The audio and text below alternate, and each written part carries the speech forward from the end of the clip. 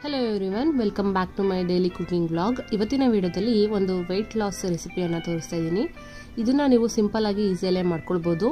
ಇದಕ್ಕೆ ನಾನು ಮೊದಲಿಗೆ ಓಟ್ಸನ್ನು ತಗೊಳ್ತಾ ಇದ್ದೀನಿ. 4 ಸ್ಪೂನು ಓಟ್ಸನ್ನು ತಗೊಂಡು ಇದನ್ನು ನಾವು ಹಾಲಲ್ಲಾಗಲಿ ಅಥವಾ ನೀರಲ್ಲಾಗಲಿ ಮಿಕ್ಸ್ ಮಾಡ್ಬೋದು. ಈವನ್ ಆಲ್ಮಂಡ್ ಮಿಲ್ಕ್ ಇದ್ರೂ ಕೂಡ ಮಿಕ್ಸ್ ಮಾಡ್ಬೋದು. ನಿಮ್ಗೆ ಯಾವುದು ಗೋಟ್ ಮಿಲ್ಕ್ ಇದ್ರೂ ಸರಿ ಅದನ್ನು ಕೂಡ ಮಿಕ್ಸ್ ಮಾಡ್ಬೋದು. ಜೊತೆಗೆ 1.5 ಚಮಚದಷ್ಟು ನಾನು ಚಿಯಾ ಸೀಡನ್ನು ಹಾಕ್ತಾ ಇದ್ದೀನಿ. ಇದನ್ನು ಕೂಡ ಹಾಕಿ ಎರಡನ್ನೂ ಮಿಕ್ಸ್ ಮಾಡಿ ನಾವು ಸ್ವಲ್ಪ ಮಿಲ್ಕನ್ನು ಹಾಕಿ ಅದನ್ನ ಒಂದು 10 ನಿಮಿಷ ಬಿಟ್ಟರೆ ಬಿಸಿ ಬಿಸಿ ಹಾಲನ್ನು ಹಾಕಿ ಇದರಿಂದ ಏನಾಗುತ್ತೆ ಅಂತ ಹೇಳಿದ್ರೆ ಓಟ್ಸ್ ಸ್ವಲ್ಪ ಲೈಟಾಗಿ ಕುಕ್ ಆದಾಗ ಆಗುತ್ತೆ. ಜೊತೆಗೆ ಚಿಯಾ ಸೀಡ್ಸ್ ಕೂಡ ಹಾಲನ್ನು ಅಬ್ಸರ್ವ್ ಮಾಡಿಕೊಂಡು ಸಾಫ್ಟ್ ಆಗುತ್ತೆ.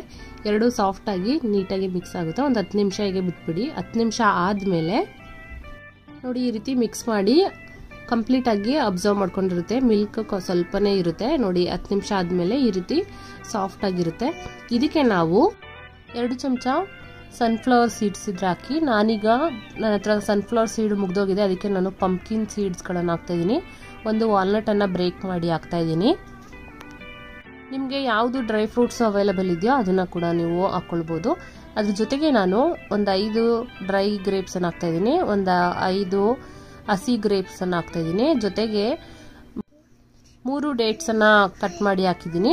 ಜೊತೆಗೆ ನನಗೆ ಇಲ್ಲಿ ಪಿಂಕ್ ಆ್ಯಪಲ್ ಸಿಕ್ತು, ಆ್ಯಪಲ್ಲು ಅದ್ರ ಜೊತೆಗೆ ನಾನು ಮರ್ಸೇಬು ಅದನ್ನು ಕೂಡ ಹಾಕ್ತಾ ಇದ್ದೀನಿ. ನಿಮಗೆ ಯಾವ್ದು ಅವೈಲೇಬಲ್ ಇದೆಯೋ ಅದನ್ನು ನೀವು ಫ್ರೂಟ್ಸನ್ನು ಹಾಕ್ಕೊಳ್ಬೋದು. ದಾಳಿಂಬೆ ಕೂಡ ಹಾಕ್ಕೊಳ್ಬೋದು.